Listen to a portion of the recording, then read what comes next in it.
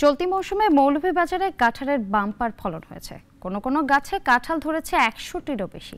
সুমিষ্ট ফলের ফলন ব্যাপক হওয়ায় জেলার হাটগুলোতে এখন কাঁঠালের সমারোহ। প্রত্যাশা থেকে ফলন বেশি হয় অধিক লাভের আশা কৃষকের এবং ব্যবসায়ীদের।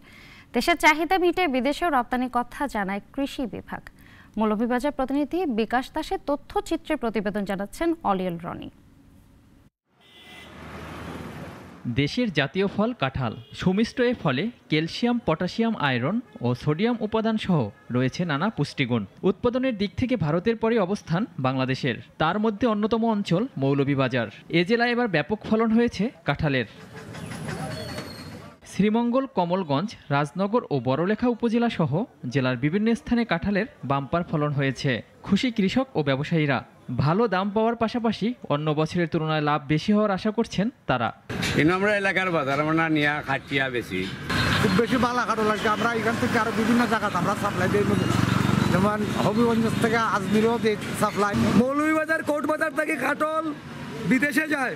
স্বাদে ও গুণে এ জেলার কাঁঠালের সুখ্যাতি রয়েছে, তাই দেশের সর্বত্র এর কদর বেশি। পাবনা বাজার আইসি নবীগঞ্জ থেকে কাঁঠাল নেবার লাগে।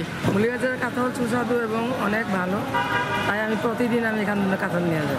জেলায় উৎপাদিত কাঁঠালের চাহিদা মিটিয়ে বিদেশে রপ্তানি করার পরিকল্পনার কথাও জানান জেলা কৃষি বিভাগ। আমরা আশা করছি এই কাঁঠাল দিন আরও আবাদ সম্প্রসারিত হবে এবং কৃষকদেরকে প্রয়োজনীয় পরামর্শ আমরা দিয়ে যাচ্ছি এবং মৌলভীবাজারের লোকজন কাঁঠালের আবাদে উৎসাহিত হচ্ছে এবং বিদেশে যাতে রপ্তানি হয় সেই ব্যাপারে উদ্যোগ গ্রহণ করছে। এবছর মৌলভীবাজার জেলায় ২,২৮৮ হেক্টর জমিতে কাঁঠাল চাষ করা হয়েছে। কৃষকদের পর্যাপ্ত পরামর্শ ও সরকারি সহযোগিতা করা হলে বাণিজ্যিকভাবে কাঁঠাল চাষের পরিধি আরও বাড়বে বলেও মনে করছে কৃষি অধিদপ্তর। অলিউল রনি, নাগরিক।